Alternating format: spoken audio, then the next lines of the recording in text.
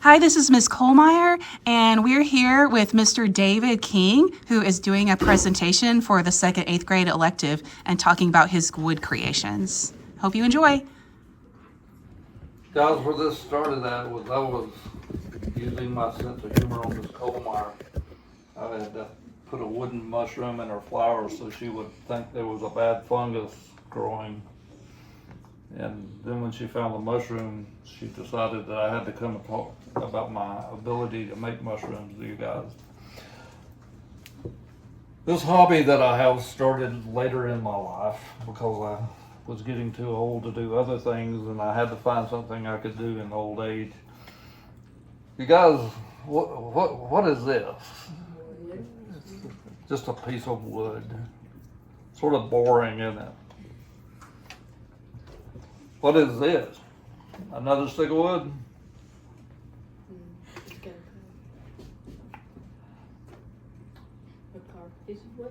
Called a knot box.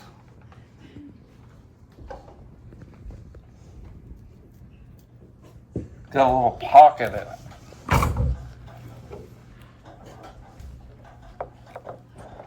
This one, what is it? It's a gnome house.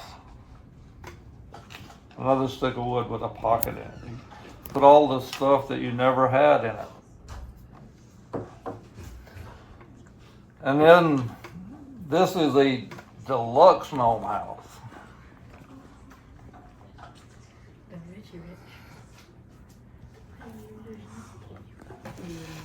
One more of those and we'll move on. An elf shelf.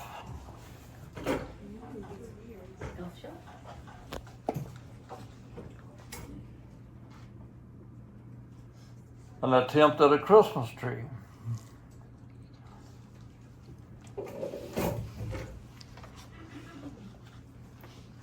Anybody know what that is?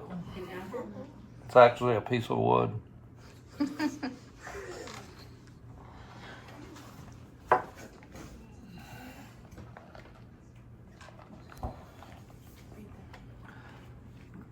This is the reason I'm talking to you. A mushroom. When you come up later and you look at some of this, you can tell that I've not been maybe doing wood turning very long because some of them are better than others. Some of them have tool marks on them, which I am trying to get where I do not do. Just like probably when you first started drawing or something, you got better as you practice. A mushroom forest.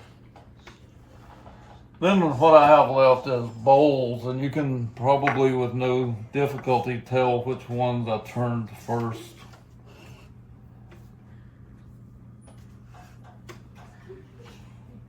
These are done with a bandsaw.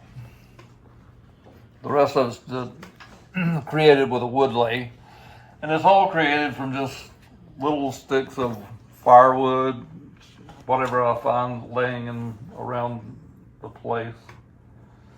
But I find it, almost therapeutic creating something. What do you think? When you do art, does it make you feel, some of you? Makes you feel what? Calm. Oh, Harmony said it calms her down. Well, that's about all the talking I've got for the display. Do you have any questions? And like Ms. Kohlmeyer wants you to come up here if you have questions. No questions? Oh, Carter. Can I just see it? Yes, and I'll repeat it for the video.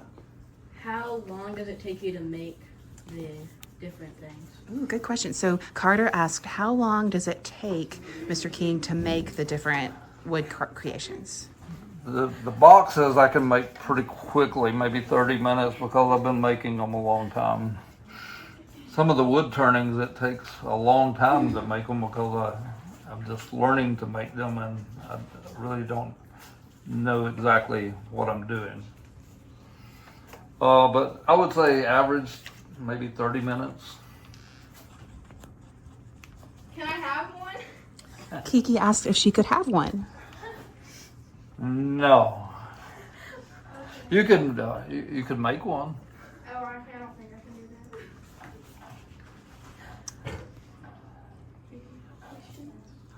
What did you start off with making? Like, did you start off with the mushrooms or like the? Started off making the knot boxes. I purchased a wood lathe a few months ago. I've not had it very long, but I've had a bandsaw for a long time. Harmony, what made you want to start? Harmony asked Mr. King what made him want to start. Well, as I said, as I get older, there's, you guys are young. You can do lots of things very energetically. I mean, you can run and you can jump and you can climb. Well, as I get older, I'm limited in what I can do physically, and as I get older, even more, I feel like it might be even worse. So I have decided to try to find a few things that I can enjoy even up into later years. Not that I'm that old right now, but I'm sort of ancient, but I probably hang around a few more years. But this I can do it in my basement. I don't have to go nowhere. I don't have to buy anything terribly expensive. And the wood that you pick up around the woods behind the house is not really that expensive. So it's somewhat of a cheap hobby. Yes. Do you sell them? Oh, Kiki asked if he sells them. These are for sale at the Bryson City Market. I'm gonna come and buy one. Oh, cool. And if you look at the bottom of them, they've got the official Backwoods Creation stamp on it.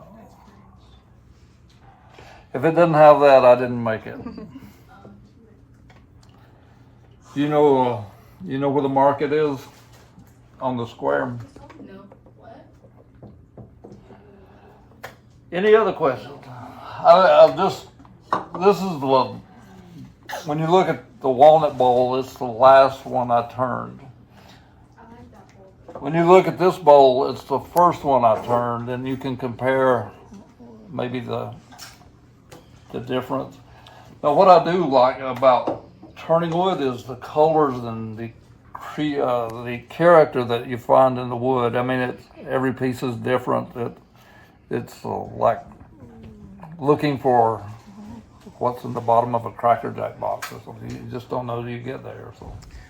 So, Mr. King, if these students wanted to look into this as a hobby and learn more about how to do this, how would they go about doing that? What steps would they take to try this for themselves?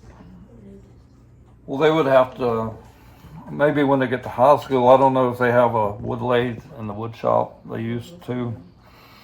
But I've pretty much learned what I know from apprenticing with a bowl turner like 25 years ago. Where was that at? In Waynesville. He was a professional bowl turner. I forget his name now, but I would go at night and I would watch him, and he would let me use the tools. And then when I got to where I had time, I'll purchase my own lathe. And YouTube is where I actually try to learn. When I make mistakes, I'll watch a YouTube video and compare what they do to what I did. When you look at this bowl here, if you notice right here in this corner, there's a deep hole. It's called the gouge mark.